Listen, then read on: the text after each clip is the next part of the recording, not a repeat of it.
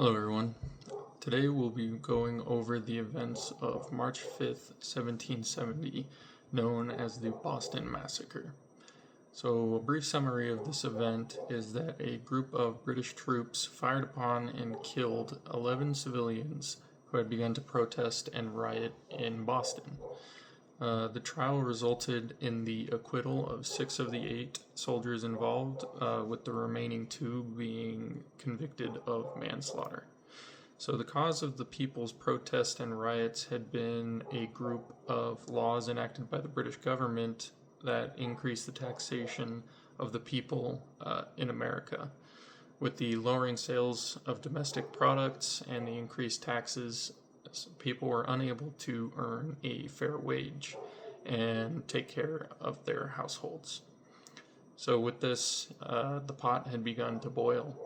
Protesters began to gather and were accused of growing violent, where the troops were present, who were guarding the building of office, and were required to use force to ensure their own safety. They did claim that it was in self-defense, but some of the surviving protesters believed that they had done nothing to incite such violence. So that is how it all came to a trial. All of the 8 soldiers were arrested and jailed, and the trial commenced.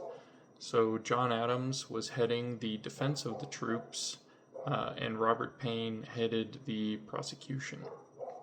Payne believed that the troops committed unjustified murder and provided testimony from many witnesses who gave an account of the events leading up to the shooting, which painted the protesters as peaceful and the troops as murderers.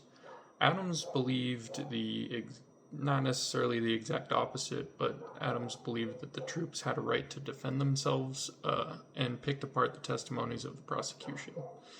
He was also able to provide testimony that was the complete opposite of what the prosecution had, where witnesses didn't blame the troops for firing and defending themselves. It also helped that the prosecution was not able to prove that Captain Preston, who was the leader of the troops, had given the order to fire. He was largely successful in his defense, that being John Adams, getting 6 of the 8 soldiers acquitted. Only Hugh Montgomery and Matthew Kilroy were found guilty of manslaughter, and their sentence was reduced to the branding of their right thumb rather than capital punishment.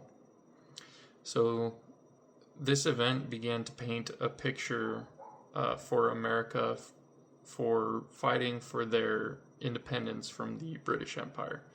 So, as stated in Peter Messer's article written in 2020 titled "A Scene of Villainy Acted by a Dirty Banditti as Must Astonish the Public, the Creation of the Boston Massacre," he said, "The idea that crowd action constituted a legitimate form of political participation provided the people in the streets with a means to define resistance to Great Britain in their own terms." This was on page 538. So this meant that people had begun to realize that they could fight back against the oppression of Britain and win their freedom. Events like these would pave the way for American independence over the coming years, and serves as a reminder of how people felt during times of unfair taxation and a lack of representation.